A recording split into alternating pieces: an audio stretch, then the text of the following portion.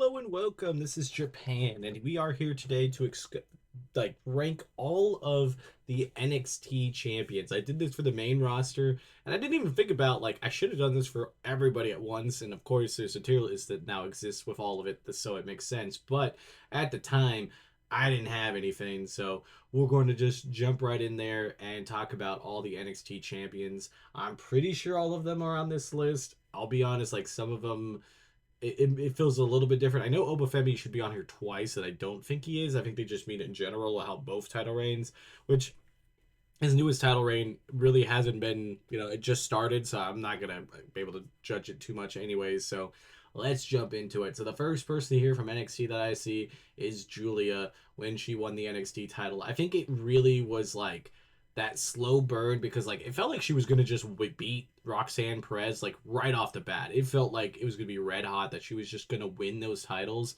and nobody was gonna be able to stop her. But she didn't really get that opportunity. I think it was 2-3 matches because Cora Jade came back and stopped her, and there was some other shenanigans and stuff. But she ended up getting the title, and she didn't hold it for a super long time, but having the way that she ended it too with the double champion for championship match, I thought there was going to be some type of shenanigans to change it, but nope, it just straight up she lost the title, and Stephanie had both. And then I think she was kind of hurt, came back, and then she got pulled up to the main roster. So obviously, altogether, I put it as a B. It wasn't the most iconic thing in the world, but it definitely showed how good she was going to be this year, and it showed really well. So let's go to the next one. We're going to move it down kind of like this. Next one is Obafemi with the NXT title. He had the title most of the year, and then he dropped it to Ricky Saints? Did he drop to Ricky Saints? Yeah, and then got it back off of Ricky Saints. I feel like there's something in between that I missed there, but no, I think that's exactly how it was. Um, Obafemi just absolutely is dominating. Every time he defends that title, it's a really good match. So I don't know. I think that's the epitome of what you want as a champion, and I think it worked out really well for him. And I wouldn't, I think there's no arguments that he's had probably one of the best championship runs in the WWE, between having the North American title and then having the NXT title multiple times. I think he's main roster ready. They just got to take that trigger and do it. Next up is Stephanie Vaquer. God, I always say it wrong. My wife, or my partner, corrects me, and then I still say it wrong after that. She won the North American title first off of Fallon Headley. That was the progression to the title. I really thought it made sense with having her Julie up there because there was the back and forth.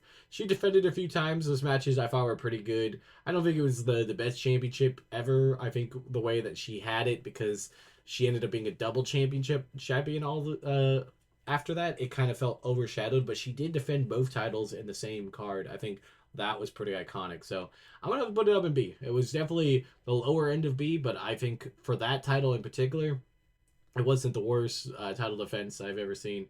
And then Stephanie with the NXT title, it was kind of similar where she had both of them, and then winning it and holding on to it, but her losing it to Jace just kind of felt completely out of the blue, which is what they were doing because they wanted her up into the main roster. But I'm gonna be honest, it was too shocking. It made almost no sense to me that I just did not like that move. So I'm gonna put it in C just because of the ending part. I feel like the rest of it could have been understandable, but that really wasn't it.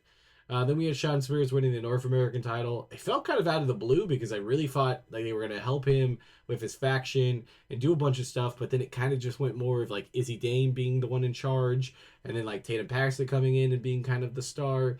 And now he's kind of just in the background, mentoring and stuff, which isn't a bad role if that's what he wants to do. But I feel like in the scheme of things, it's just not it for everybody else. But I guess, I mean, if that's what he wants to do, I think he's in a good spot. But I think for the title itself, it's probably the worst NXT title so far on the defenses.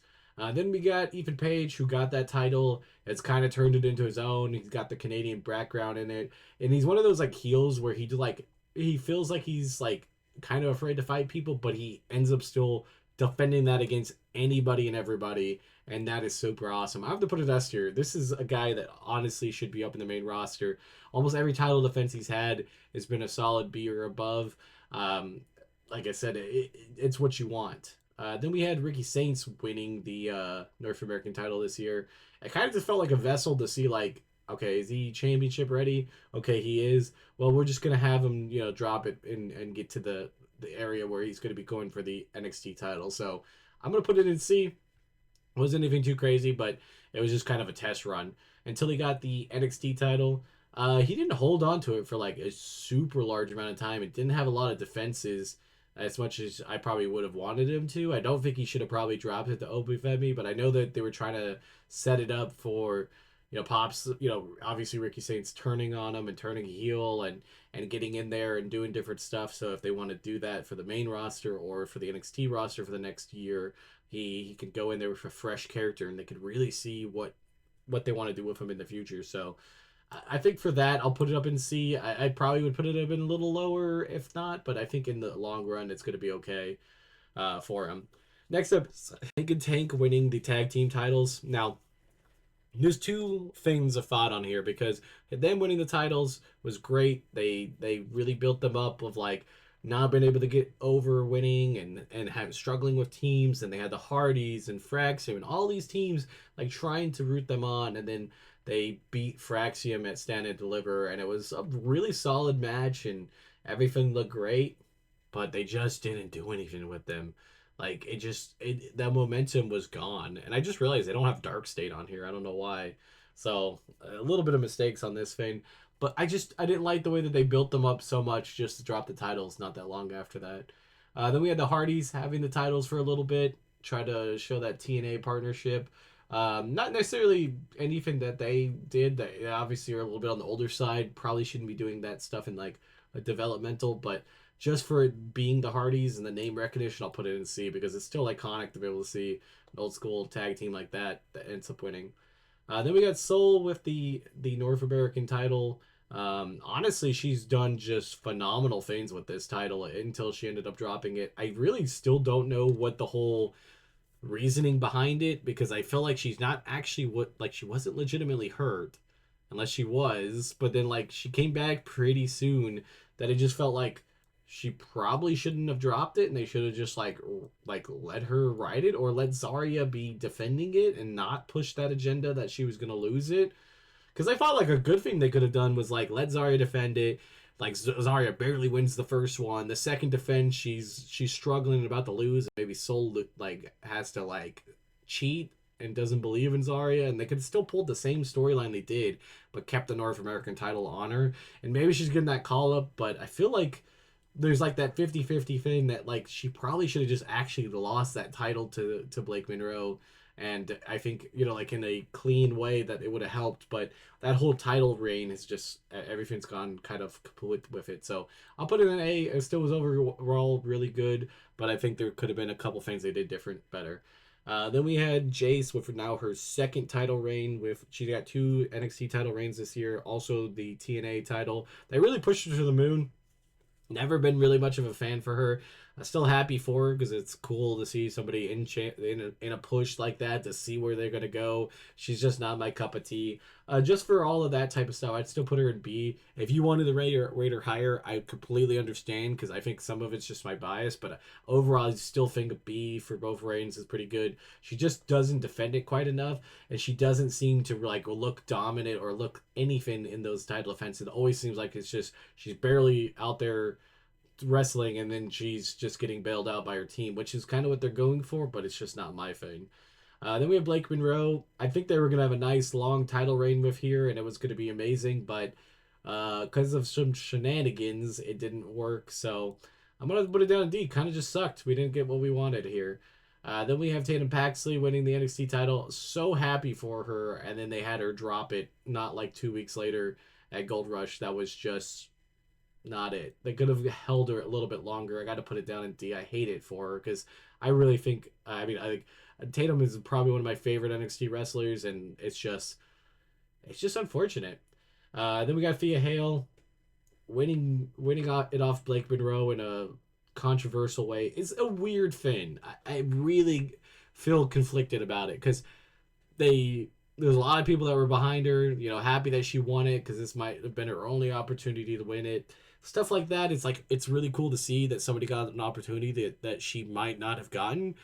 But the issue to me is that like she's taking an opportunity from somebody else, and like I know she's trying to be happy and celebrate this because like you would be if you were trying to show that this was supposed to be your win.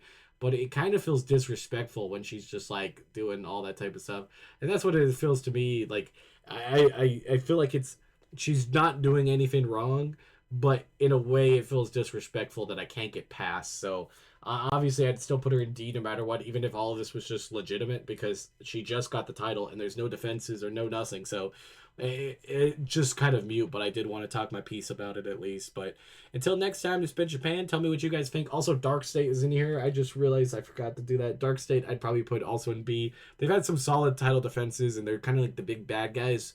So they have like that going for them, but like the flip flopping of losing them and gaining them back again, I think kind of killed that momentum, especially losing them to the Hardys, I think originally. But even though they pulled it back off the Hardys, I don't know. I didn't feel like that was what it was needed. But until next time, again, been Japan. Bye, guys.